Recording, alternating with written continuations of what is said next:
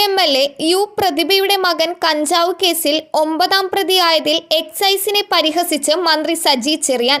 കുട്ടികൾ പുകവലിച്ചതിനാണോ ജാമ്യമില്ലാ വകുപ്പ് ചുമത്തിയതെന്ന് സജി ചെറിയാൻ ചോദിച്ചു.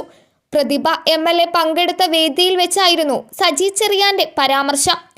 പുകവലിക്കുന്നത് മഹാ അപരാധമാണോ? ചെയ്തെങ്കിൽ തെറ്റാണ്. ജയിലിൽ കിടന്നപ്പോൾ താനും പുകവലിക്കുമായിരുന്നു.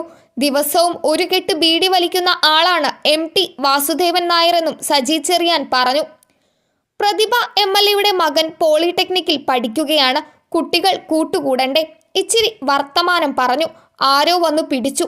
ആ കുട്ടി എന്തെങ്കിലും മോശം കാര്യം ചെയ്തുവെന്നൊന്നും ഒരു കേസിലും ഇല്ല.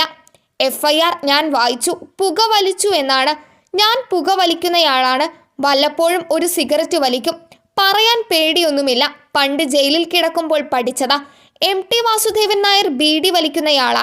കെട്ടുകണക്കിന് ബീഡി കയ്യിലുണ്ടാകും. ആ ശീലമുണ്ട് എന്നായിരുന്നു സജി ചെറിയാന്റെ ന്യായീകരണം.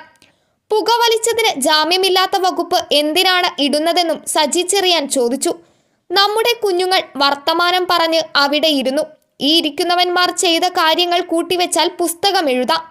കുട്ടികൾ കമ്പനി അടിക്കും, വർത്തമാനം പറയും, ഇടയ്ക്ക് ഒരു പുക വലിക്കും. അതിനെന്താ?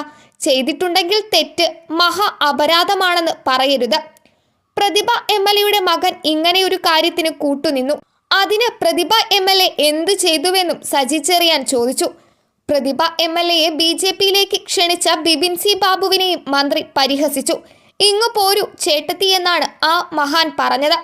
MLA ആയ ശേഷം ഒരു ദിവസം പോലും അദ്ദേഹം പ്രതിഭയെ മനസമാധാനത്തോടെ കിടത്തി ഉറക്കിയിട്ടില്ല.